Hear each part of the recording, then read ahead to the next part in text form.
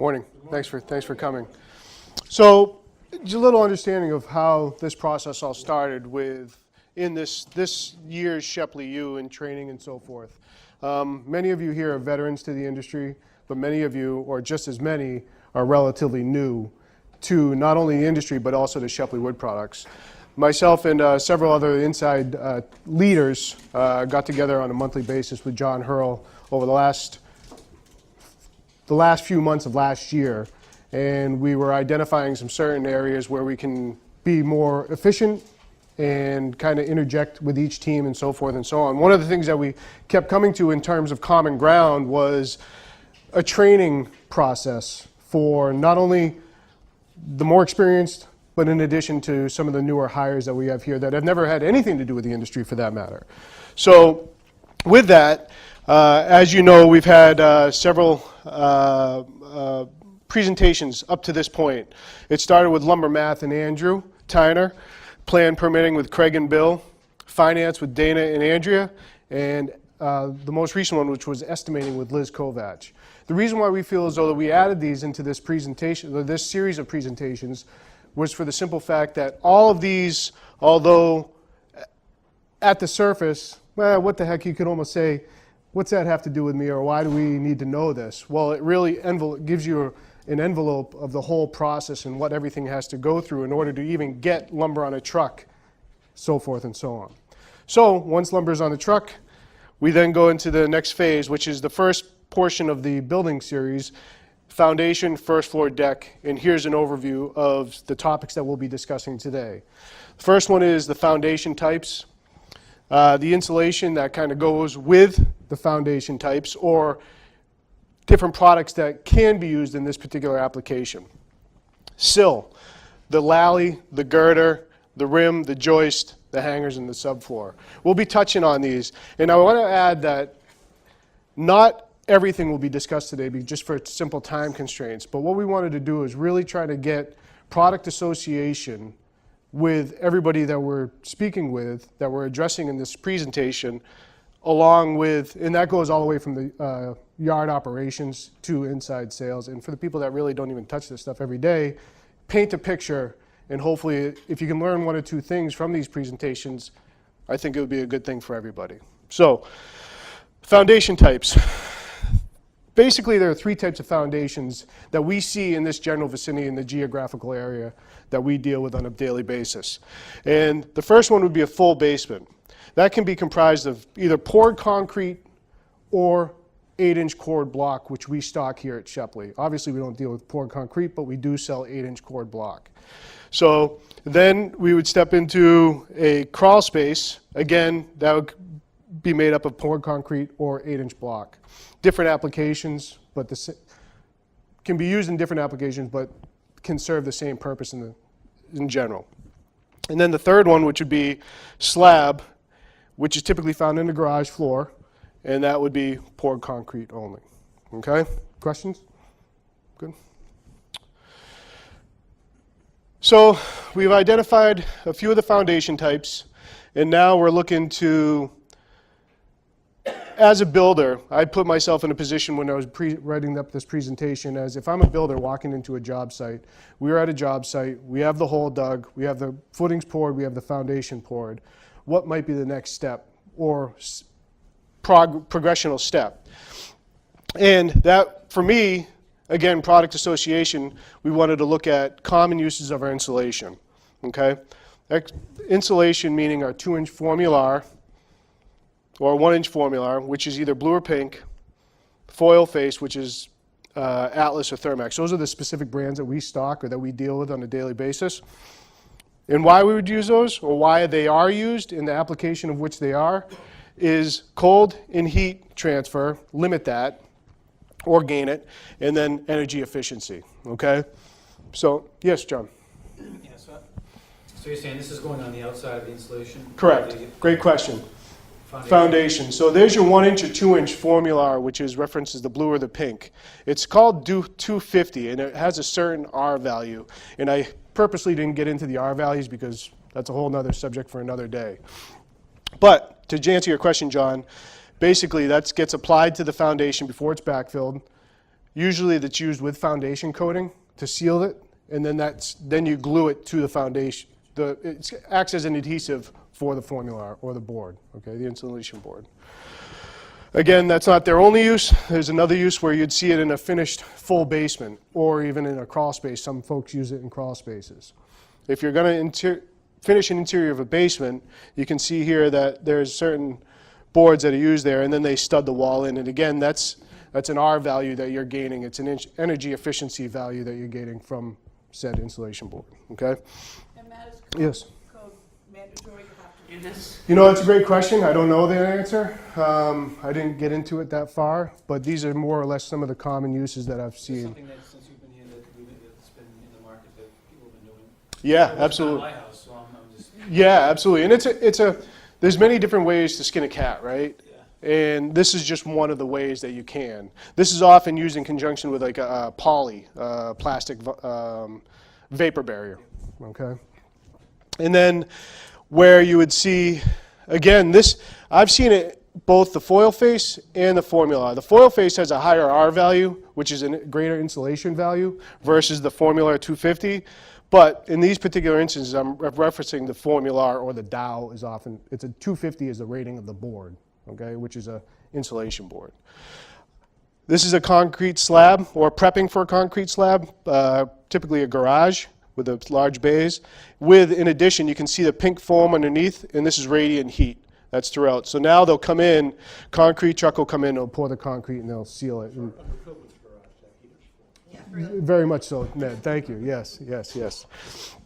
So there's some common uses of the insulation. Again, product association for all of us, the yard folks or the operations side of things, try to tie it all together and explain the importance of what we do and why we do it, okay? So again, try to recap where we've gone so far. We've gone to I'm the contractor, I'm pulling up to the job site. We have a excavated foundation. We've applied the insulation. We've applied, we backfilled possibly, and now we're at a point where we're ready to start getting into the framing and the nuts and bolts of actually the first floor deck system, okay? This here is just a representation of a poured concrete footing or foundation, depending on whatever the building is going to be. And this is referred to as a sill, or excuse me, the top of foundation. And also, the reason why I put this in here is because we see two different types depending on the architecture or the engineer design, okay? And Justin, a couple months ago, had asked me, I had set up an order for a floor system which had this here, step sill, okay? And it was a great question on Justin's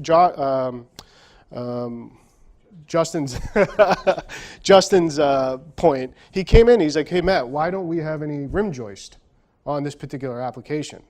Well, in this particular application, you wouldn't need any because the joists are sitting on this shelf, okay? What they would typically do is, then you can see this piece here, this is an I-joist, they block it in. So this blocking that sets in between the bays would take the place of the rim joist. Okay, so great question on his part, but he was thinking, that's what we want to see on both sides of the fence, whether it be in operations or sales, you know, having that communication. So that's why I reference it. So here, this particular instance, you'd have the joist setting right on top of the PT sill with the insulation, which we're going to get to here momentarily. All right, this is the continued sill. So again, we're at that point. I'm the contractor. I come in. First thing we do, we're on a poured concrete foundation. We have the Dow 1/4 inch by 5.5 by 50-foot roll of insulation. Okay, you put that down on top of the foundation, and what that does is it becomes a moisture barrier, and it also seals and fills irregularities within the concrete top of foundation. Okay, so when you're taking that PT sill, pressure treated sill, which is this right here, you can see it's laid on top of the sill seal, okay? And this one happens to be concrete block, and this one happens to be poured foundation, but it's still two different products, but the same end use, okay? That stuff sticky? Or does it just? No, but if you compress it can be, but it's not, there's no stick doesn't stick to to it. the foundation. No. Once you compress it and you get the weight down, you bolt it. You'll see here on this on this foundation here, there's a certain type of anchor bolt that's been pre-installed. At that point, then you'd nut that down, and we'll get into that here momentarily. Questions? All good? All right. Metal tabs that are sticking out through the seams, what are they referred to as? These here? Yeah. That's a good question. I don't know. I don't know what this particular application, I grabbed this photo offline, and You take your forms, you have a form on the inside and a form on the outside, and then you've got a metal rod Pin, that right? holds those, that's a pin. Yep. And then when you take your forms off, those pins are in the foundation, they come and they knock them off afterwards. well, they also, water comes through them in some foundations, like the Hersey household. Not bad, but it does. Do we not use rebar in this area of the country? Oh, no, we do. Yeah, and that's, Bill might be able to help better on something like that. In that, yeah, for all your footings, your wall. Ties, top and bottom, or on the Right. So those ties just hold Those hold the forms together. The the forms. It's a snap tie, and they put a cleat on it that forces the forms against it. Okay. And then go away. Have you seen the block? Good question, though, Jeff. Do they fill those in, or are they just hollows? You know, it's funny. Throughout from my experience, John, and that's the only thing I can speak to, is the first several courses. Like you get the first course down, where they would fill it in. My experience, they filled in the top of the cord, the top. I think now, the new building code, I think they have all. Do they really? Okay. When I saw this old house, they filled them all in. Okay. Tommy Silva was saying, oh, now they have to be all filled. This old house. That's a great show. I watch it. Yes, Gordon. Well, I've been doing building since the early '70s, and in the beginning, you threw down the walls and you popped off the foundation, you popped off the panels, and then you put your house up and stuff. The new rules and laws state now, because on one of our jobs out in New Seabury, they didn't put a, I can't think of the word now. They're supposed to tie in the bottom footing to the foundation so they don't kick out. And so what happens is that this guy was backfilling the foundation, and the whole foundation wall came in, and the guy that was troweling the floor, and they killed him, they crushed him instantly. So now, they have a 3-day rule on the foundations.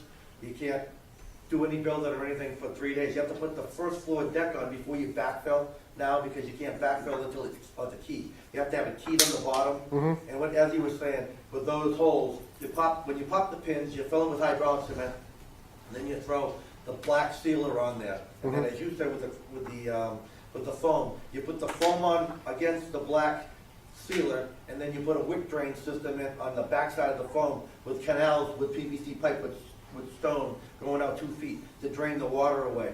That's the proper way of doing them now. And with the floors, when you put the foundation, the 2-inch foundation for the floor, you put Insultar on top of the foam, and it keeps the moisture from coming up through. Okay. Thank you. Thanks, Gordon. Another option that they have that we stock, and we just started stocking this, but it's funny. I date back to my 20 years ago when I started on Nantucket working at an Island Lumber Company.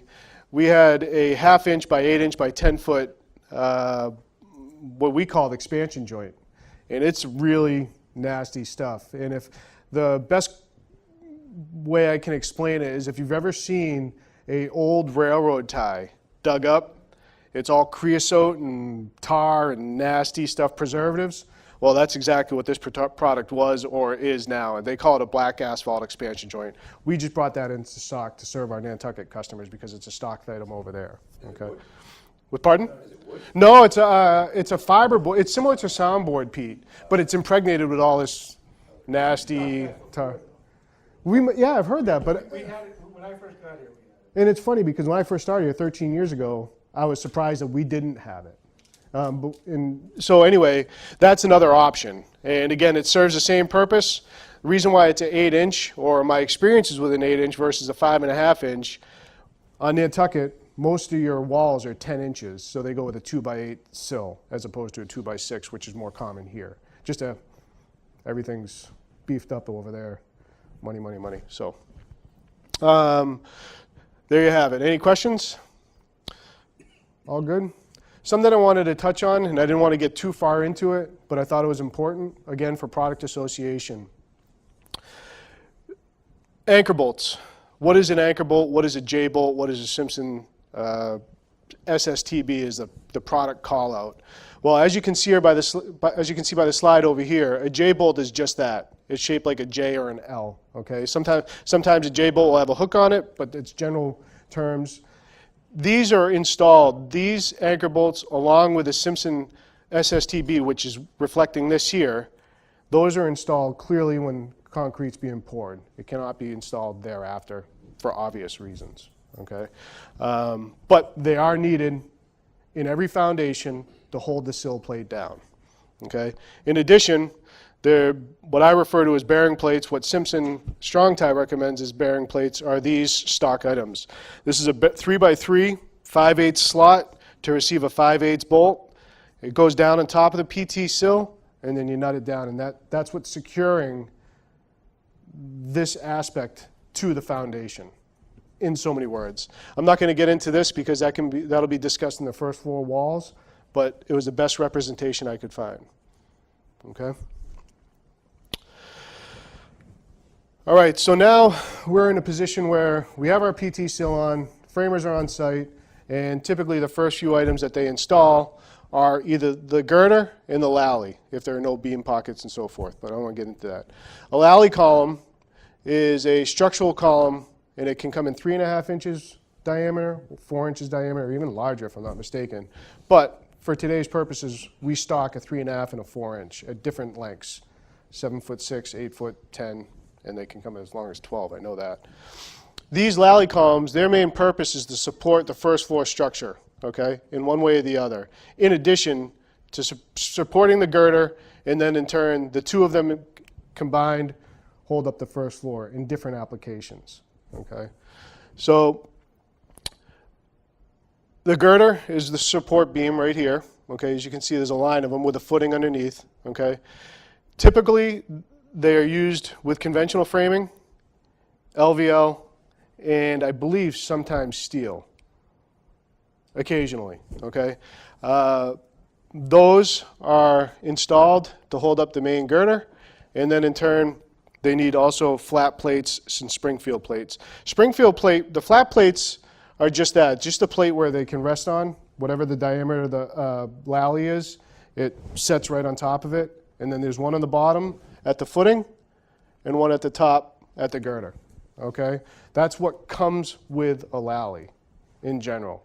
As a side note, and what's often we sell are Springfield plates. A Springfield plate is something of this nature. 4x6 is typical, I think. And what that has, what makes that different is that it has a collar around the center of it, which in turn, when you're installing this, you fasten the four lag bolts to the girder at the bottom of the girder, you slide the column up inside, and then you place your column and plummet and so forth on your pad, okay, or your footing. So it doesn't move from the top. One side note onto that, Lauren, too, it's a good point, is that oftentimes foundations, they don't pour the dust slab or the rat slab or the slab in the bottom until later on, after their footings are in. Okay, in this particular instance, I don't know, and this is not a structure I'm familiar with, but I would suggest that there's a good chance that they would pour concrete in there. So if they you bury the footing in concrete, so therefore your lally's locked into place through concrete. And in addition to that, your top, if you're using a Springfield plate, there's no chance of, less chance of it moving or something hitting it And now the with Dean such columns, force. You can attach the top plates. And you can, that's right, yep. The ones that we stock. The Dean columns is what we stock, what Ned's referring to, has a little bit of a different install, but it's along the same lines. Questions? Everybody cool where we're at? All right. All right, lally and the girder, okay? Taking it a step further. A girder is a main support beam of a structure in a first floor system. It's not always in the first floor system, but for today's purposes it is, okay? You use a lally holds up that girder. And the difference here, the reason why I have this slide and this slide here are to show you two different types of girders, or two different types of application within a girder, okay? You have typically found in an engineered system, but also Ron Winter pointed out to me this morning that it can be used in conventional. I just don't see it that often. I don't recall seeing it in this manner, okay? But the thing is, you have a flush frame system, so the girder's buried in with the joist at the same plane, okay? This is referred to as a girder, and you need hangers to tie all joists into the girder. Where that differs in terms of a conventional frame, say 2x8, 10, or 12, you'd have a drop beam, okay? Where your floor joist, conventional framing floor joist would this is a poor picture because it's broken on the middle. Typically they're sistered up and there's a certain cantilever over each of the beam, okay? A couple other points. With flush frame, you'd need hangers. Over the top, you wouldn't necessarily need hangers at that point. So that's something to think about when we're picking loads and sending out and maybe ask questions when we're dealing with our contractors. This one is the box and the rim joist. A box or rim joist in conventional framing would be 2x10, 2x12, or whatever the size dimension of the floor joist is, okay? In this particular picture, clearly they're I-joist, they're engineered I-joist with a rim joist. It's part of an engineered wood system, okay? So if you can envision that these would be 2x10, you'd have a 2x10 rim or box joist, okay? Same dimension. When you get into the engineered wood floor systems, which is what I'm depicting here, you have an OSB rim joist. And the reason why I pointed that out is because I think, in my experience and from what I understand, here at Shepley, if there was a deck here, or a pressure-treated deck, a recreational deck, we would specify an 1 3/4 LVL as the rim. Okay? The reason why we do that, as if when we're putting a ledger board for a different framing structure on the exterior of the building, and we're using lag bolts, we're using ledger locks, we're using DTTZ Simpson connectors, the likelihood of pulling through an 1 1/8 dimension OSB, which is OSB stands for oriented strand board, the likelihood of that having pull out is a lot greater than if you were using the applied LVL. Apply meaning many different plies to create an 1 3/4. So it's an added benefit that Billy, correct me if I'm wrong, we do that. Yeah, you can't actually add a ledger to that rim. An OSB rim. Yeah, you would have to put a backer into it. Okay, so by what Bill and Joe do, we spec an 1 3/4 LVL at any deck location, which with a lot of the homes we're supplying nowadays, they all have decks. So one, it's an added cost to the builder, homeowner ultimately, but it's something that's actually saving costs in the long run because then they don't have to add something thereafter. It's a solid structure that they can screw to or they can fasten to. That's why I wanted to point that out, okay? A floor joist, structural component supporting part of the structure of a floor or a ceiling system. So you have floor joists and then you have ceiling joists, okay? They can be conventional framing, which is SPF, spruce, pine, fir, or I-joists, okay? More often than not, when you get into ceiling joists, it's conventional framing, but floor structures, as we all know, or I would think we would know, that we sell a lot more I-joists than we are 2x10 and 2x12 structures at this point, okay? And then, of course, an open truss joist. Of course, like everybody knows what an open truss joist is when I don't even know what it is. So the point is that conventional framing, here's a photo of a conventional frame, all boxed out, ready for the subfloor, okay? Next one would be an I-joist layout. Here's your I-joist, you have your OSB rim, there's some blocking down there. Maybe not blocking, that actually could be a girt right there because the I-joists are staggered, so it wouldn't be a continuous I-joist. And then a picture of some open truss joists, okay? And those are architecturally driven, engineer driven. And the reason why I added those is because we just applied a job in Osterville on Weano Ave for a client. Do you really? Yeah. You see them in a lot of condominiums as well. So, could spend all day about hangers. It's probably one of the most boring topics there is, but I felt as though it was pretty important to have a discussion about it, again, for product association. Top mount hanger, or over the top. You have a flange on the top that hooks over the top of another member. Therefore, it's helping carry the weight of the joist on the saddle of the hanger, carried through the top of the joist, or header, or whatever it may be, okay? Face mount. Face mount is just that. You have two flanges on either side, the saddle, you have a solid sawn piece of lumber, which could be 2 by 8, 6, 10, 12, whatever it may be, and you fasten it right to the face of, as opposed to over the top, okay? That can be used in conventional framing, and it also can be used in I-joist, engineered wood I-joists. And here would be a I-joist hanger, okay? And not to be confused here, I think it's important that some people do see these ledger tabs or these locator tabs and think that it may be an over the top, but in actuality isn't. It's just more of a point locator to where to apply these hangers to for the joist. Conceal flange hanger is very similar to your face mount.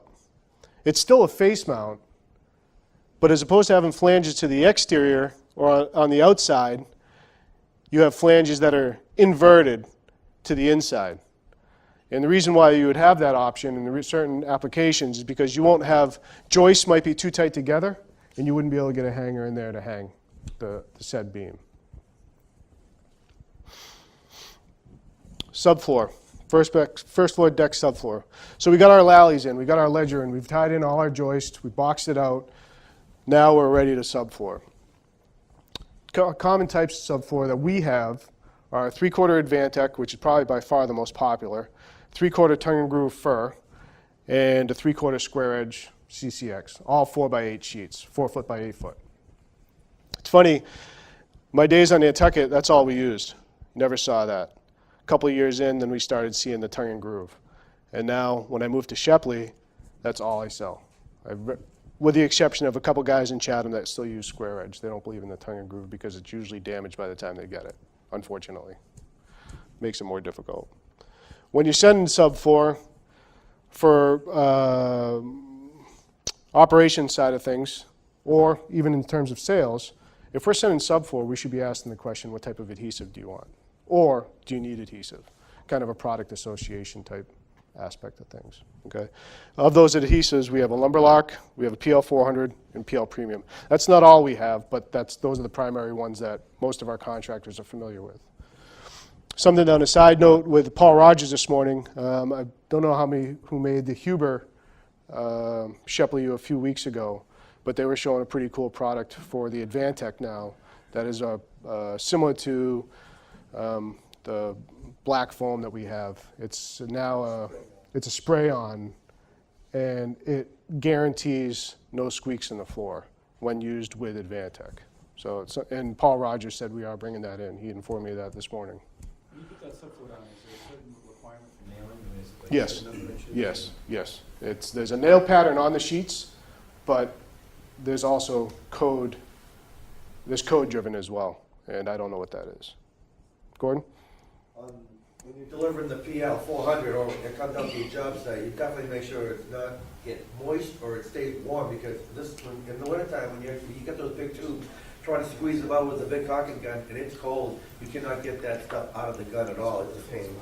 So I always recommend make sure it stays in the That's one of the benefits of the new product that Huber just came out with their spray foam, for lack of better words. It's in a big can. It has a gun. And you can literally, from what they said, you can shoot it across the room. That's how much pressure's in there, but you can tone it down and just make a nice bead on it. And there's no more squeezing, there's no more, for us, in terms of adhesives, all of our adhesives, we have many of our deliveries is picked the day before, most of them. So when you have subfloor and you have glue packages and you have different types of adhesive that you're sending out, you can't just leave it on a truck overnight and then ship it out first thing in the morning because it's going to be frozen rock solid this time of year. Summertime, we don't need to worry about it, or when the temperatures are suitable. But, I mean, that's something that's just an added step, so. Is Advantech tongue and groove? Yes, yep. There's half-inch Advantech that we stock as well that is not tongue and groove. But in terms of subfloor, it is. And it has a great warranty. I think it's a 300-day exposed warranty.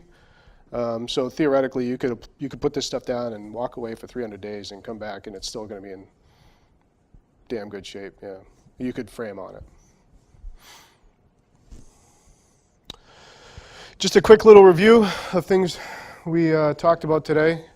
I figured this bird's eye view might be beneficial for everybody, maybe paint a clearer picture, and a couple different side notes from this slide that might create some conversation as well. So we talked about over there. We talked about the foundation type, talked about the insulation that can be used with foundations, and we talked about the sill and the sill seal. Okay. We also talked about the floor system, the girder. In this particular drawing, it's a steel girder or I-beam, okay, and it's under, so the joists are over the top, not an inline. But something that came up in the first shuffle you this morning, and I added to it, is that it's pretty cool because you can take steel and you can put it in a flush system. The only thing that you'd have to do with that is have the steel prepped properly, and in addition, you'd have to add packing to it. And what I mean by packing is that you'd have to put either a top plate, whatever the dimension of the steel is, bolt it onto the steel, and then you could apply a wood framing to it. Or by packing the web on an I-beam, it's just that. You pack the web, you bolt it together. So again, when I talk about product association, you send an I-beam, a good question might be to ask, do you need packing with that? And if you need packing, you're going to need bolts. So it just kind of, there's an ebb and flow there that if you need that stuff, it's easy sales dollars because the customer's buying it from us from the first place. Yes, Gordon? I have just one thing to add to that. When you talk about doing a flush system with a steel beam, using engineered wood doesn't shrink. But when you're using conventional lumber, it shrinks down maybe 3/16 of an inch. And if you're doing an oak floor system, what happens is the beam will stay up there, and the conventional system will be down 3/16 below. It causes a hump. So you got to make sure that when they're doing that, they got to understand, they know that it's going to shrink, and the beam does not shrink. Steel doesn't shrink. So it's going to be careful doing a flush system unless you use engineered lumber. All right. Thank you. This particular drawing has pockets within the foundation, or it's resting on top of the foundation. I would suggest there's pockets at the bottom of the floor joist, so that this particular steel beam is below at the bottom of the joist, and that's where it's getting the support for the structure as opposed to a alley column. That's strictly a guess, but that's the way it looks to me. Rim joist, end joist, common joists, okay, and then your subfloor panels. With the subfloor panels, typically, well, you wouldn't want to put all your 4x8 sheets products in line. So you want to stagger the joints, I guess is the easiest way to say it. And what that does is ties the box all in together and really adds rigidity to the product. Okay?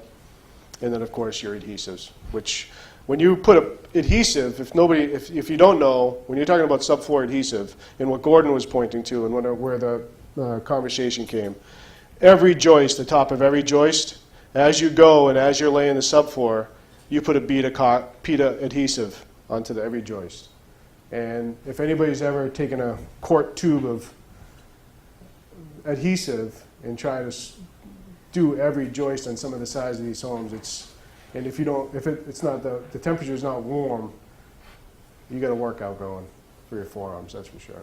Yes, Pete? What if the top mount flanges create a space between the subfloor and the joist? You know, Ever a problem?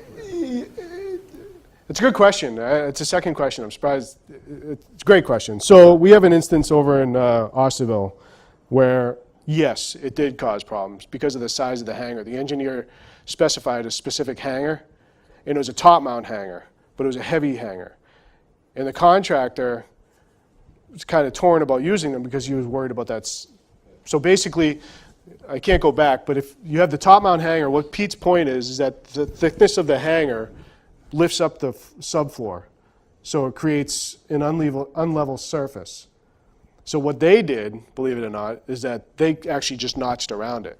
And now, fortunately, it wasn't a whole house, but there were certain applications, certain load areas that they had to do that, and then they filled it in with whatever, but they did notch. And I've heard of people also, like taking a router and just routing out the back corner wherever that's touching, and tedious to say the least, and costly, so, for labor and so forth. Usually you just set the girt down a quarter of an inch from Great your point. joist, Okay. and then the plywood will jump that. Okay. And that's what you do with a steel beam, because like Gordon said, the steel's not moving, but the joist will. Mm-hmm. So if you leave that quarter of an inch, Okay. it gives you that. You can use the top mount hanger and you can get the expansion. Great point. Thank you. Thanks for adding that. So if there are any questions, probably be now a good time. Otherwise, to continue on with the series of this year's Shepley U, here are the upcoming, not all of them, but the upcoming ones. The next week, if I'm not mistaken, it's Bill and Joe for the engineered wood and structural seal, and hopefully they'll tie some of the questions that you may have from today's presentation and answer them next week, okay? The following week thereafter, or a couple weeks thereafter, in between other Shepley U's, is Bill Gresh with the first full wall and roof framing, Andy with the roofing materials, windows and doors with Joe Murphy, and exterior trim and siding with Poncho. My goal here is, or our goal, I shouldn't say my goal, but our goal here is, I walked away from this once we started this presentation and saying, you know what, if we could teach one or two things to everybody about what we do and how we do it in relation to the actual side of the building with our customers, it's only going to help. You know, it's not going to hurt anything. And with the influx of new hires here at Shepley, due to the times of being pretty good and busy, I think we thought that this may be a good opportunity to teach those one or two things to the individuals that may not have any experience in the building industry whatsoever. So that's going to do it. Does anybody have any questions? No? All right. Well, thanks for attending. Thanks for coming.